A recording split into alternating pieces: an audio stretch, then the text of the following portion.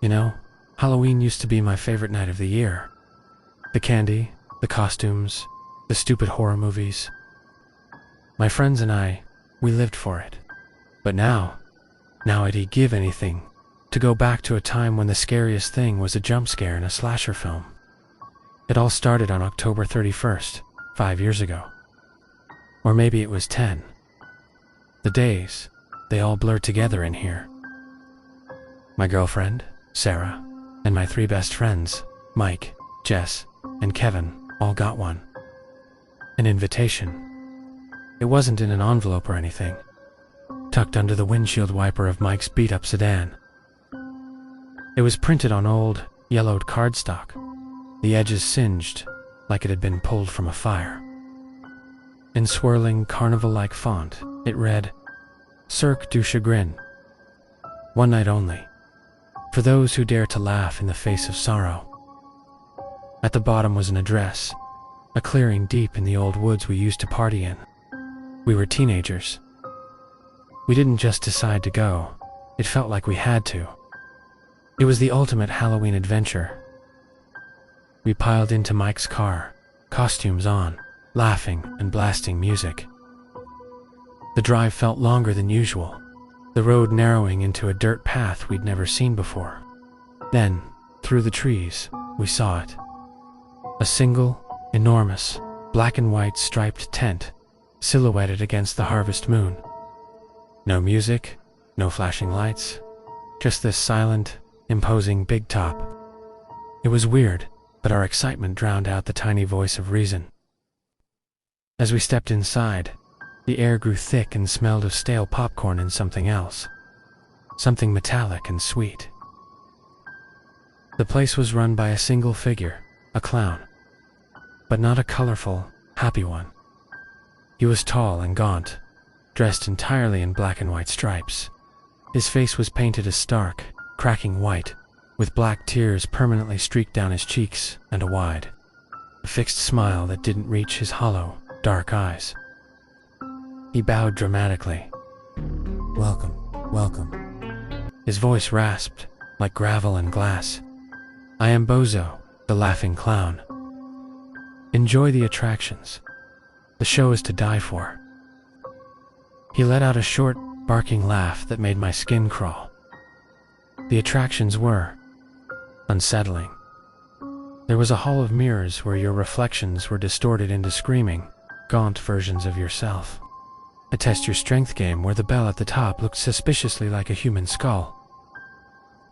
We tried to laugh it off, telling ourselves it was just really high-quality, morbid Halloween decor.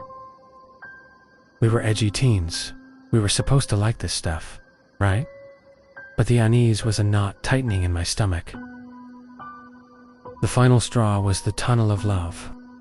It was a rickety boat ride through pitch-black water. But there were whispers coming from the darkness, calling our names. And the water, it felt thick. When Jess shined her phone's flashlight into it, we saw what looked like mannequins floating just beneath the surface, their faces frozen in expressions of terror. But their hair was real, swaying in the current. That's when we bolted. We didn't even say anything, we just ran. We scrambled for the entrance, for the flap we'd come through, but it wasn't there anymore. It was just a seamless wall of striped canvas. Panic set in. Bozo the clown was suddenly standing in the center of the tent, that horrible smile wider than ever. "Leaving so soon," he rasped. "But you haven't seen the grand finale." Before I could even scream, something hard slammed into the back of my head, and the world went black. When I woke up, my head was pounding. The tent was silent. I was alone. I staggered to my feet, my heart hammering against my ribs. "Sarah, Mike," I called out, my voice a weak croak. No answer. I started running, desperately searching for an exit, any way out. And that's when I saw them. Mike, who was always so proud of his strength, was the new Test Your Strength dummy. His body was frozen in a grotesque pose, holding the giant mallet, his face a permanent mask of shock. Jess, who loved fun houses, was now part of the Hall of Mirrors. Her body was contorted, wedged between two panels of glass, her terrified reflection staring back at me 100 times over. Kevin. He was one of the floating figures in the tunnel of love. And Sarah, my Sarah. She was the new damsel in a knife-throwing act, pinned to the board, painted on tears on her lifeless cheeks. I can't find an escape. I've run the perimeter of this tent 1,000 times. It never ends. The exit is gone. I'm the only living patron left. Sometimes, in the dead of night, I see Bozo. He doesn't chase me. He just stands there, watching me, that awful, painted smile on his face. He's waiting. He told me once, during a moment I was sobbing in a corner, that the circus always needs new attractions. I'm just a prop that hasn't been placed yet. I'm trapped here, in the Cirque du Chagrin, a ghost in a living nightmare, forever laughing in the face of sorrow.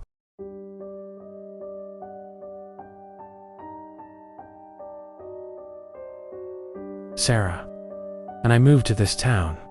We thought we'd found our little slice of heaven. Quiet streets, friendly neighbors, the perfect place to raise our first child. Sarah was 8 months pregnant, and her glow seemed to make the whole world brighter. But as Halloween approached, a strange chill settled over the town, and it had nothing to do with the autumn air. Whatever you do, our neighbor, a sweet old lady named Mrs. Gable, told me, her eyes wide with a seriousness that seemed out of place. Don't leave your porch light on after midnight on Halloween. It invites him. Invites who? I laughed, thinking it was just some local tradition. The hungry boy, she whispered, and hurried inside. Everyone said the same thing. At the grocery store, the post office. Turn off the light, or the hungry boy will come. They spoke of it like a fact, like warning me about a pothole down the road. I dismissed it all as silly folklore. A town's quirky way of celebrating Halloween. Besides, we'd be getting home late from a friend's party, and I wanted to make sure Sarah could see the steps clearly. So, I left the porch light on. We got home just after midnight. Sarah was exhausted and went straight to bed. I was about to turn in myself when I heard it. A soft, timid knock at the front door. Asterisk, knock. Knock, knock. I sighed, assuming it was some late-night trick-or-treater. When I opened the door, my breath caught in my throat. Standing on my porch was a boy, maybe 10 years old. But something was wrong. His eyes were voids, 2 pits of pure, endless black. His teeth were too long, too sharp, fouled into little points. And his smile. God, his smile stretched unnaturally wide, splitting his face in a grotesque crescent. Sorry kid, I stammered, grabbing the candy bowl. We're all out of the good stuff, but you can have what's left. He didn't even look at the candy. He just slowly raised a thin, pale finger and pointed. Not at me, but past me, towards the hallway leading to our bedroom. I glanced back, confused, then realized he was pointing right where Sarah was sleeping. He was pointing at her belly. No, no, he rasped, his voice like dry leaves skittering across pavement. Not that. I'm hungry for something. Fresher. A cold fury washed over me. Get the hell off my porch, I snarled, and slammed the door in his face. I locked it, my heart hammering against my ribs. But when I peeked through the peephole, he was gone. The rest of the night was a nightmare. Every hour, a new sound. A tapping on the window. A scratching at the back door. The faint, raspy whisper of the word hungry seeming to come from the vents. Each time, I'd leap out of bed, armed with a fireplace poker. but there was never anyone there. Sarah slept through it all, her gentle breathing the only thing keeping me sane. The last thing I remember was a loud, wet, tearing sound from downstairs, like a thick canvas being ripped in two. I was so exhausted, so frayed, that my sleep-addled brain dismissed it as a branch hitting the house. I told myself it was nothing. I just fell back asleep. When I woke up, sunlight was streaming through the window. But the other side of the bed was cold, and it was red. So much red. I followed the trail from our bedroom, down the stairs, to the front door, which was hanging wide open. And there, on the floor, was my Sarah. Her eyes were open, staring at nothing. Her beautiful, round belly. It was just gone. A hollow, gaping wound was all that was left. Our baby was gone. She was gone. The porch light was still on, buzzing faintly in the morning sun. When the police came, they didn't ask about a boy with black eyes. They didn't ask about the town's legend. They just saw me, the frantic husband, covered in my wife's blood, and the empty, makeshift crib in the nursery. They looked at me with accusing eyes. They think I did it. They think I lost my mind. How can I explain that I didn't kill my wife? That I didn't tear our own child from her womb? How can I tell them that I just made one simple mistake? I listened to the whispers, and I did the one thing they told me not to. I left the light on for the hungry boy, and he came, and he ate. Growing up, Halloween was the holiday for me and my friends, Sam and Leo. We lived for it.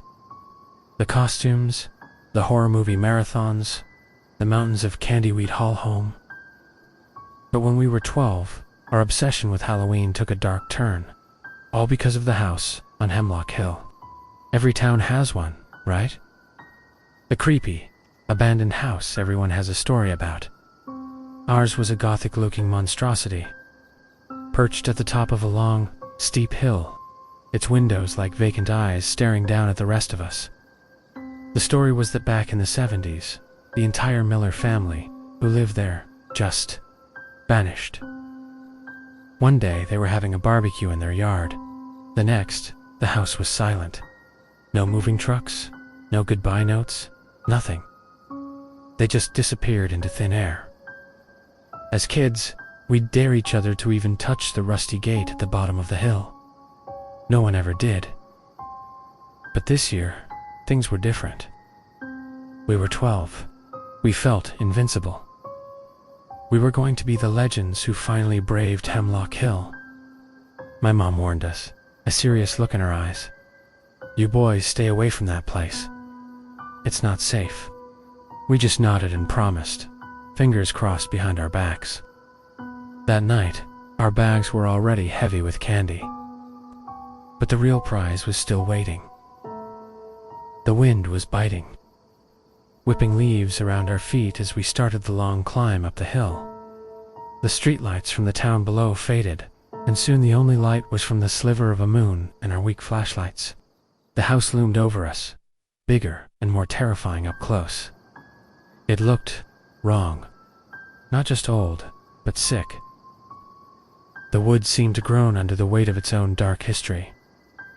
Leo, always the bravest, marched right up the creaking porch steps and knocked on the massive oak door. The sound echoed into the night, and for a second, nothing happened. We were about to turn back, a nervous laugh already on my lips, when we heard it. A series of clicks, like a dozen old locks being undone, one by one. The door creaked open, and a man stood there. He was ancient, his skin as thin and pale as parchment, stretched tight over his bones. He wore a dusty, old-fashioned suit and had a smile that didn't reach his cold, glassy eyes. Well, he rasped, his voice like dry leaves skittering across pavement. Trick-readers. It's been a long time. Come in out of the cold. All my candy is in the kitchen. Everything in my body screamed run. But Leo, ever the fool, grinned. Awesome. Thanks, mister. He stepped inside, and Sam and I, not wanting to be cowards, reluctantly followed him in. The air inside was thick and sweet, cloyingly so, like rotting fruit and sugar. The man shuffled ahead of us, down a long, dark hallway. Just a moment, he called back. I have something special for boys as brave as you. He came back holding a silver tray. On it weren't Snickers or Skittles. They were candies, I guess, but they were shaped like realistic body parts. Fingers, ears, even little feet. They had a strange, waxy, pinkish sheen. It was super weird, but we were 12 and weird was cool. Leo grabbed what looked like a perfectly shaped hand and popped the thumb into his mouth. Whoa, this is amazing, he mumbled, his eyes wide. It's like gummy, but chewy, but I dunno, it's the best candy ever. The old man's smile widened. I'm so glad you like it. I make it myself. A very personal recipe. He offered the tray to me and Sam. We each hesitantly took a piece. I grabbed a hand, just like Leo's. It was still warm. I was about to take a bite when I saw something. On the pinky finger of the candy hand, there was a tiny, pale line, a scar.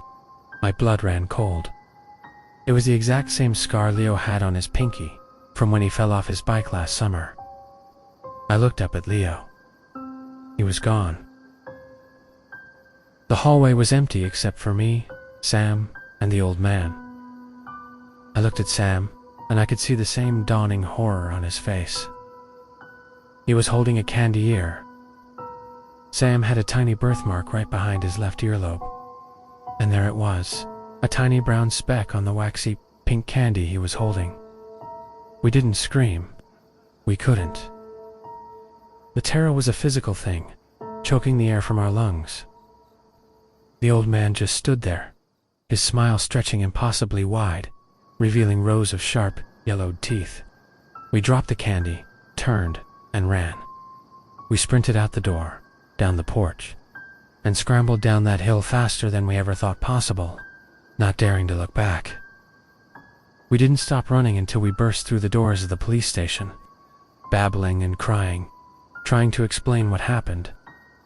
The on-duty officer, a tired-looking man, listened patiently before finally sighing and getting into his car. He told us to wait there. He was gone for maybe 20 minutes. When he came back, his face was stern. All right, boys, the joke's over. I just went up Hemlock Hill. There's nothing there. We stared at him, confused. What do you mean, nothing's there? I asked, my voice trembling. He shook his head. I mean, there's no house. Just an empty, overgrown lot. The foundation is cracked. Looks like it's been abandoned for 50 years. The house was gone. And so was Leo. They never found him. His parents moved away a year later, unable to live with the not knowing. Sam and I never spoke of it again. But every Halloween, I swear I can taste that sickly, sweet air. And I check my hands, over and over, just to make sure they're still my own.